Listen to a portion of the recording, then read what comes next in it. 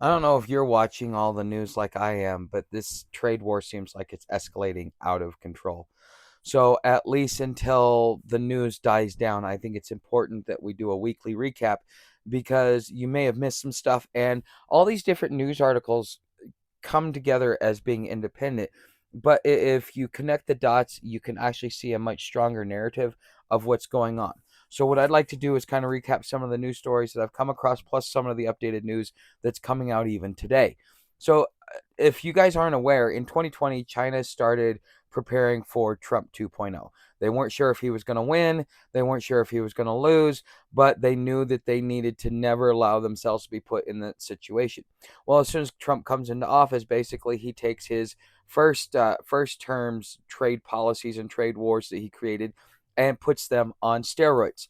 And so, um, in this whole process between 2020 and now, and especially now, the Chinese are doing certain things to be able to undermine us. Although you may think that this is just about trade, no, this is about global power. The United States is no longer the sole superpower, and we're about to find out from China because so much stuff is going on. Now, there's a lot of speculation, a lot of people that are making their hypothesis and stuff like that. So it's very hard to be able to weigh through all the BS because there's so much propaganda going out on both sides. It's very hard to be able to keep an eye out on it. So one of the things that's happening is China is supporting Iran. Okay, we all know that China supports Iran, but the Houthis have now gotten upgraded technology. They are able to hit with more precision. They are being assisted by not only the Russians but the Chinese as well. And it looks like some of Chinese technology, some of Chinese military hardware is being deployed around there. Not only that, Chinese ships are not getting attacked. Now, we've heard a story about that a while back, but it makes more sense now because, as again, it always seems like a one off story until you start going, oh, wait, wait, wait. This is all starting to make sense because nothing comes from it doesn't come from nothing. It comes from something else that happens. So everything is a action reaction, action reaction, reaction, reaction, reaction, reaction. And so what we're seeing is the end of this causation chain, which may most likely, but possibly not, but most likely end in a global war, or at least a war between China and the United States. And so this is something that needs to be thought of. And when you're looking at this, it's like, okay, so China is now giving the Houthis, top-notch weapons, and it started right around the time that this trade war started, as a way for the Chinese to be able to kind of like level the playing field. Because I mean, you've got Goliath, and then you got this little midget over here. I mean, they pack a punch, but they're still not to our level yet. They're coming close, but they're not to our level yet. And so now they're figuring out creative ways to be able to fight back. In the same way that during the American Revolution, it was the American rebels that chose to use guerrilla war tactics that they learned from the Native Americans, and that was really what caused the outcome of the war to be what it was because of a whole new way of warfare. And so that is what America has always been good at, is guerrilla warfare. Well, we in during World War II ended up learning even better guerrilla warfare tactics because the Chinese learned to master it in their civil war to be able to establish communism, and in their fight against the Japanese trying to attack the northern mainland. Okay, now here's something else that's coming out, and I think that over time you're going to see a rift between Donald Trump and Elon Musk, because Musk yesterday was in India, and it could possibly be tariff related because the two countries, the United States and China, are forcibly decoupling from each other to see who's stronger and who's going to come to the table and beg first.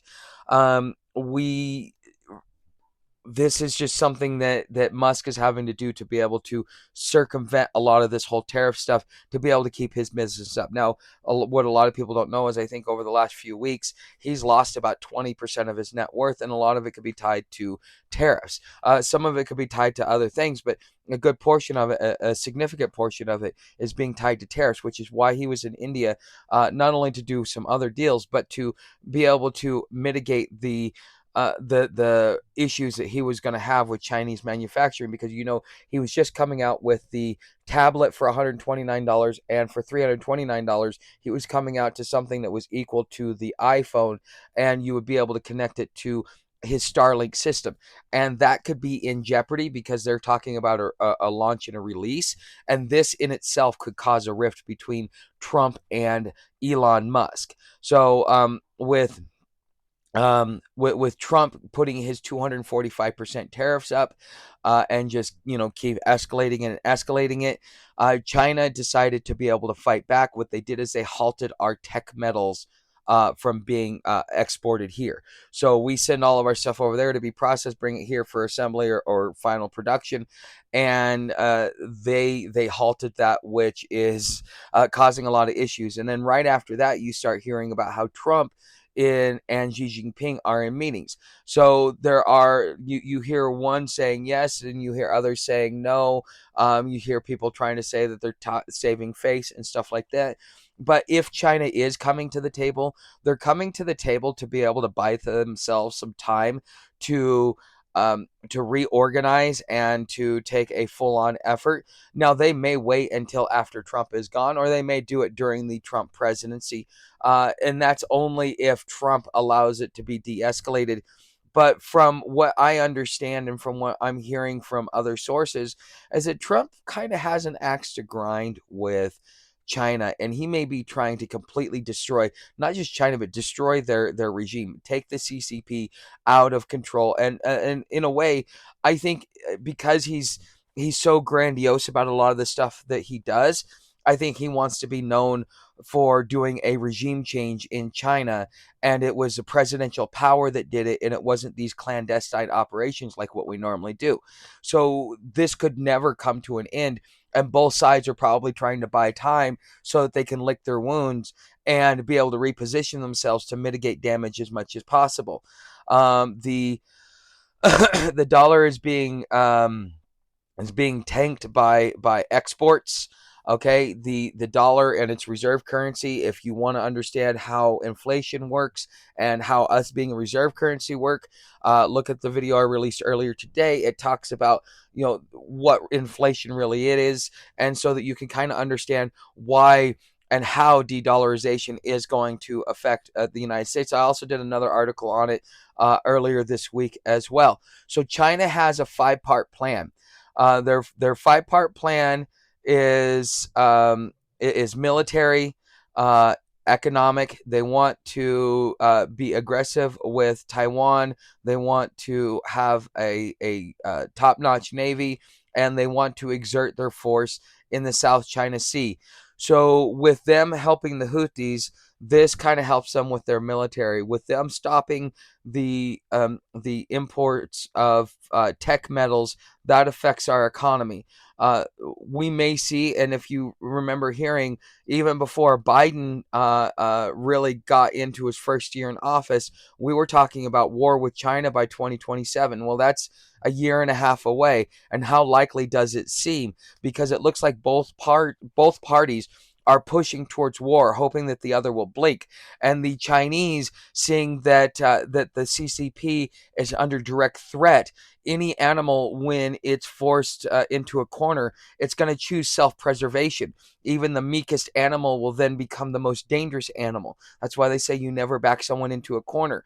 And by Trump being blatant and outright about what he's doing, he's backing them into a corner, which gives them, unless he can literally destroy them, which I don't think he has the ability to, just because of how powerful China has become since we integrated them into our Western economy in the right around the time of the economic collapse. So the U.S. is also preparing for a hot war.